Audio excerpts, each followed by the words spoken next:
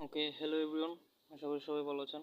তো আজকে আমরা দেখাবো যে আইএলটিএস স্পিকিং আসলে কিভাবে এক্সামটা নেওয়া হয়। তো আইএলটিএস স্পিকিং এর কোয়েশনটা যদি আমরা আসলে দেখেন কি আছে, মানে কিভাবে হয়ে থাকে আসলে আইএলটিএস স্পিকিং।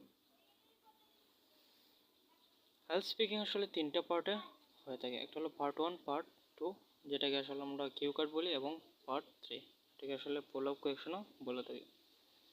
তো পার্ট 1-এ আপনাকে বেসিক কিছু কোয়েশন করা হবে।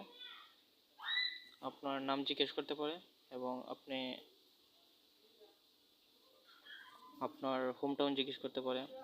তো দেন আপনাকে যে কোনো একটা বিষয় নিয়ে কোয়েশন করতে পারে। যেমন এখানে করা হয়েছে ড্রিঙ্কস।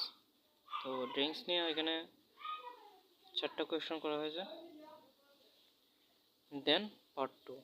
তো পার্ট 2-তে আসলে একটা টপিক দেওয়া হয় এবং এখানে বলা আছে, দেখেন, you will have to talk about the topic for 1 or 2 minutes। তো আপনাকে এটা টপিকটা 1 থেকে 2 মিনিটস বলতে হবে। You have 1 minute to think about what you are going to say. 1 minute আপনাকে ভাবতে হবে যে আপনি টপিকটা নিয়ে কি বলবেন। You can make some notes to help you if you wish. যদি আপনার ইচ্ছা হয় আপনি 1 মিনিটের ভিতরে কিছু নোট করতে পারেন।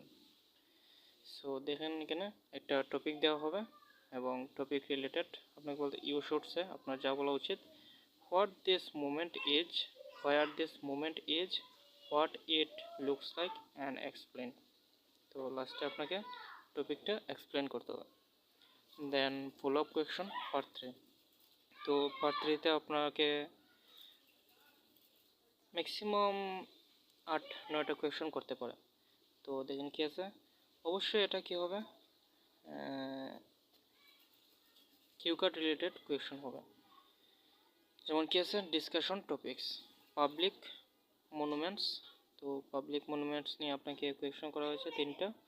দেন আছে আর্কিটেকচার। তো আর্কিটেকচার নিয়ে আপনাকে কোয়েশন রয়েছে 3টা। তো এটাই আসলে আমাদের স্পিকিং, আইএলটিএস স্পিকিং আসলে যেভাবে হয়ে থাকে। তো এটা আসলে 12 মিনিট থেকে 14 মিনিটের মধ্যেই আমাদের এক্সামটা হয়ে থাকে। ওকে, ধন্যবাদ সবাইকে।